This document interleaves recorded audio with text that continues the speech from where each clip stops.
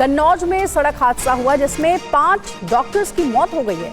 Saifai medical university के doctors की मौत हो गई। लखनऊ आगरा एक्सप्रेसवे पर डिवाइडर से जा टकराई कार और यह हादसा हुआ है। लखनऊ से दरअसल शादी समारोह से वापस लौटते समय यह हादसा हुआ है। देखिए, कन्नौज में सड़क हादसा हुआ है लखनऊ आगरा एक्सप्रेसवे पर, जिसमें 5 डॉक्टर्स की मौत हो गई है। कहा जा रहा है एक शादी समारोह से ये सभी डॉक्टर्स लौट रहे थे और उसी दौरान लखनऊ आगरा एक्सप्रेसवे पर उनकी कार का एक्सीडेंट हो गया। 5 लोगों की मौत हुई है। बात संभल हिंसा की। संभल हिंसा में अब तक 8 एफआईआर दर्ज की गई हैं। एफआईआर में पुलिस का बड़ा दावा, पुलिस वालों को जान से मारने की प्लानिंग थी। 700 से 800 की भीड़ घातक हथियारों से लैस थी।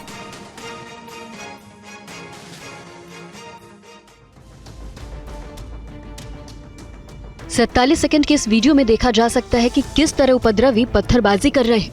तस्वीरों में आप देख सकते हैं बहुत सारे उपद्रवी एक जगह जमा हो गए हैं। उनके हाथों में पत्थर है। सामने खड़े पुलिस वालों पर वो हमला कर रहे हैं। ज्यादातर उपद्रवियों के मुंह पर कपड़े बंधे हैं ताकि उनकी पहचान ना हो सके। कुछ उपद्रवी सड़कों पर लगे सीसीटीवी कैमरे को भी तोड़ने की कोशिश कर रहे हैं। इनमें से कुछ उपद्रवियों को पुलिस ने गिरफ्तार कर लिया है। बाकी लोगों की पहचान की जा रही है। एफआईआर हो चुके हैं, उनमें 22 लोग नामजद हैं, 27 लोग अरेस्टेड हैं, 74 लोग चिन्हित किए जा चुके हैं। अब बाकी लोगों को चिन्हित करने का काम चल रहा है, लेकिन अभी हमारी प्राथमिकता वहां पर जनजीवन को सामान्य करने की है। पुलिस ने संभल के उपद्रवियों के खिलाफ जो एफआईआर दर्ज की है उसमें कहा गया है पुलिस वालों के हथियार और कारतूस छीन लो। एक जगह पर लिखा है पुलिस वालों को आग लगाकर मार दो। एक जगह पर लिखा है कोई भी बचकर जाने ना पाए। एक जगह ये भी लिखा है 700-800 की भीड़ घातक हथियारों से लैस थी। एफआईआर में एक जगह पर भीड़ के इरादे के बारे में लिखा है कि भीड़ का इरादा पुलिस वालों की हत्या करना था। एफआईआर में ये भी लिखा है कि सांसद जियाउर रहमान बर्क ने जामा मस्जिद जाकर नमाज अदा करने के बाद भीड़ को जुटाया और भड़काऊ बयानबाजी की। राजनीतिक लाभ लेने और सौहार्द बिगाड़ने के लिए भीड़ को उग्र किया। हालांकि सांसद जियाउर रहमान बर्क ऐसे आरोपों को नकार चुके हैं। अखिलेश यादव उनके समर्थन में भी खड़े हैं। संभल हिंसा में सीसीटीवी तस्वीरें और पुलिस के एफआईआर से कई चौंकाने वाली बातों का खुलासा हुआ है, लेकिन एक पक्ष हिंसा में मारे गए लोगों के परिजनों का भी है जो पुलिस पर ही सवाल उठा रहे हैं।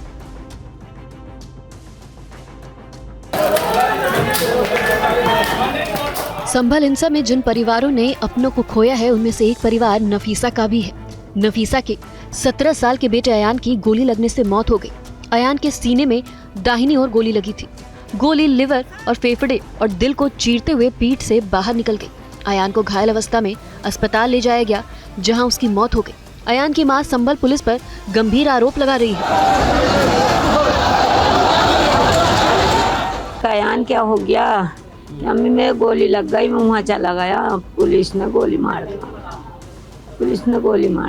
तो गोली पुलिस ने मारी, अयान ने ऐसा कहा? अयान ने बोला पुलिस ने गोली मार दी।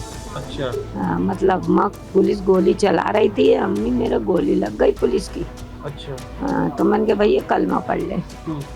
ऐसे कहा तो कलमा पढ़ता हुआ उसे ले गए। मुझसे बोला अम्मी टेंशन मत लो, मैं ठीक। ऐसे कहा बस। संभल में जामा मस्जिद सर्वे को लेकर हुई हिंसा के बाद शहर में धीरे धीरे जनजीवन सामान्य हो रहा है। बाजार और स्कूल कॉलेज फिर से खुलने लगे हैं। संभल से देखिए TV9 संवाददाता पुनीत शर्मा की ये रिपोर्ट। सर, आज आपने दुकान खोली है, किसी तरीके का कोई आपको डर या भय का माहौल तो नहीं लग रहा? कुछ भी नहीं, प्रशासन बहुत सख्त है। प्रशासन बहुत सख्त है। बहुत बढ़िया। पुलिस ने कुछ आपको हिदायत वगैरह दी है? कुछ नहीं, वो तो कह रहे हैं, एनकरेज कर रहे हैं कि आप बाजार खोलिए। ये सारा इलाका जो है ये पुलिस छावनी में तब्दील हो चुका था। लोगों ने अपनी दुकानें बंद करी थी क्योंकि यहाँ पे पास में ही पत्थरबाजी हो रही थी। कई गाड़ियों को शिकार बनाया गया था, हिंसा की गई थी। महाराष्ट्र की बात करेंगे। महाराष्ट्र विधानसभा चुनाव के रिजल्ट आने के 3 दिन बाद भी मुख्यमंत्री का नाम अभी तक तय नहीं हो सका है, लेकिन अगले 1-2 दिन में महाराष्ट्र के अगले सीएम के नाम का ऐलान हो जाएगा। देवेंद्र फडणवीस महाराष्ट्र के अगले मुख्यमंत्री हो सकते हैं। सूत्रों की माने तो बीजेपी के केंद्रीय नेतृत्व ने एकनाथ शिंदे को इसकी जानकारी दे दी है। सूत्रों का कहना है कि एकनाथ शिंदे को केंद्र में मंत्री पद या फिर महाराष्ट्र में उप मुख्यमंत्री पद की पेशकश की गई है। फडणवीस जी को मुख्यमंत्री बनाकर एक तो एकनाथ शिंदे साहब डिप्टी सीएम भी बन सकते हैं, या अगर उनको डिप्टी सीएम बनना उनके लिए थोड़ा ठीक नहीं होगा तो केंद्र में वो कैबिनेट मंत्री के रूप में मोदी साहब के मंत्रिमंडल में आ सकते हैं। सूत्रों का कहना है कि एकनाथ शिंदे इस बात से नाखुश है।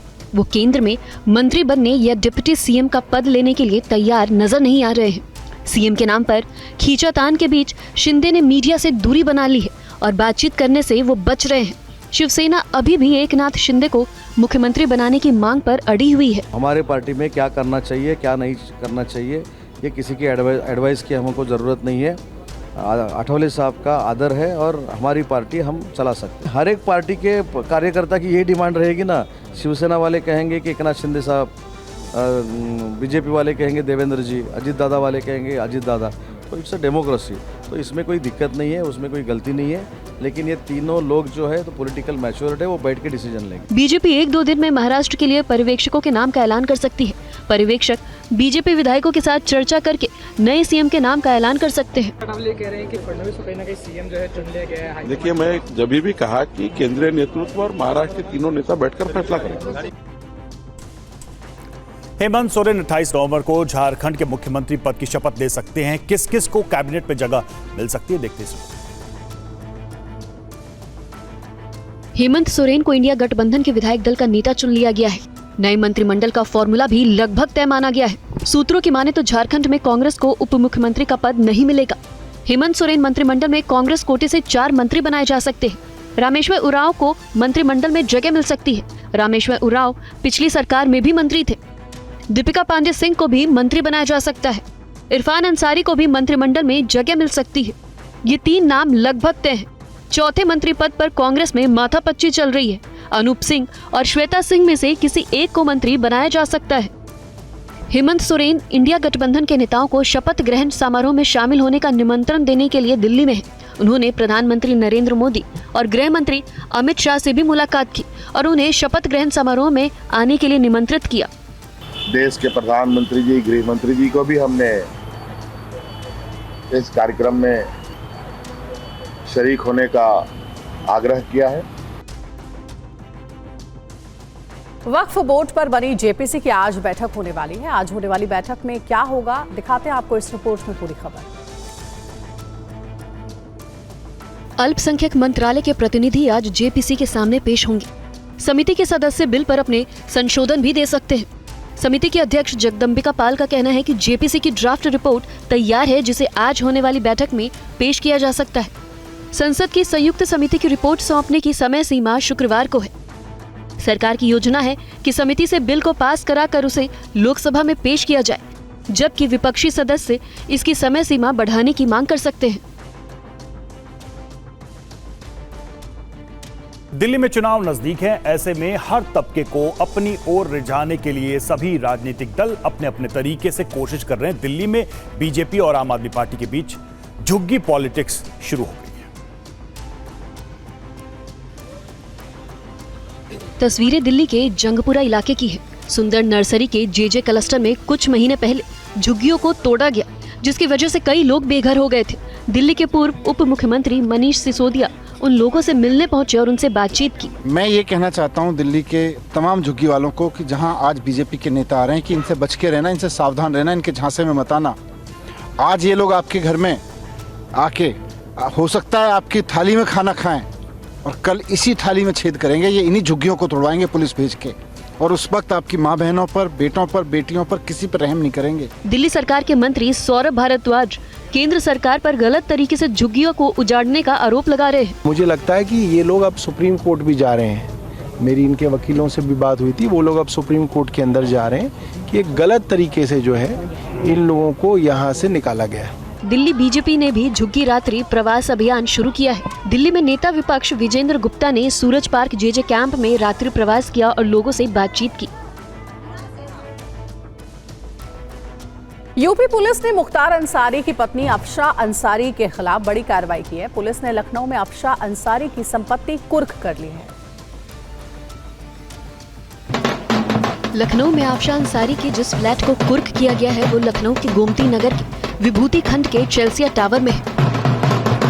सर्वसाधारण को सूचित किया जाता है। चेल्सिया टावर के फ्लैट नंबर 1402 को कुर्क किया गया है। इस फ्लैट की कीमत 2 करोड़ रुपए आंकी गई है। 3/1 उत्तर प्रदेश। गाजीपुर पुलिस ने गैंगस्टर एक्ट के तहत इस फ्लैट को कुर्क किया है। इस दौरान ये घोषणा भी की गई कि अगर संपत्ति पर कोई अधिकार जता रहा है तो 3 महीने के अंदर गाजीपुर में जिला अधिकारी के न्यायालय में अपनी आपत्ति दर्ज करा सकता है। आफशा अंसारी कई मामलों में फरार चल रही हैं। उन पर पुलिस ने 50,000 का इनाम भी रखा है। पुलिस को आफशा अंसारी की कई मामलों में तलाश है। मुख्तार अंसारी की मौत के पहले से ही पुलिस उसे खोज रही है, लेकिन वो पुलिस के हाथ नहीं आ रही। माफिया मुख्तार अंसारी ने अपने बाहुबल के दम पर बड़ा साम्राज्य खड़ा किया था, जो अब धीरे धीरे ढह रहा है। जिस किसी व्यक्ति को मुख्तार अंसारी से जुड़ी संपत्तियों पर प्रशासन लगातार कार्रवाई कर रहा है। अपना प्रत्यावेदन दे सकता है। और जम्मू कश्मीर पुलिस ने आतंकी नेटवर्क पर नकेल कसते हुए बड़े पैमाने पर छापेमारी की है और आतंकियों के लिए काम करने वाले कुछ संदिग्ध लोगों को गिरफ्तार भी किया। जम्मू कश्मीर पुलिस ने 4 जिलों में 56 ठिकानों पर छापेमारी की है। छापेमारी की यह कार्रवाई पाकिस्तान समर्थित लश्कर ए तोयबा, जैश ए मोहम्मद, कश्मीर टाइगर्स और TRF जैसे आतंकवादी संगठनों के नेटवर्क को तोड़ने के लिए थी। छापेमारी का मकसद आतंकियों को मदद देने वाले ओवरग्राउंड वर्कर्स की पहचान कर उनके खिलाफ एक्शन लेना भी था। पुलिस ने कुछ लोगों को गिरफ्तार भी किया है। ये लोग आतंकवादी संगठनों को सहायता पहुंचाने, हथियार और धन मुहैया कराने और उनके लिए भर्ती करने जैसे काम में शामिल थे। राजस्थान के उदयपुर में महाराणा प्रताप के वंशजों और उनके समर्थकों में वर्चस्व की जबरदस्त जंग छिड़ी हुई है। उदयपुर के सिटी पैलेस के बाहर युद्ध जैसे हालात हैं।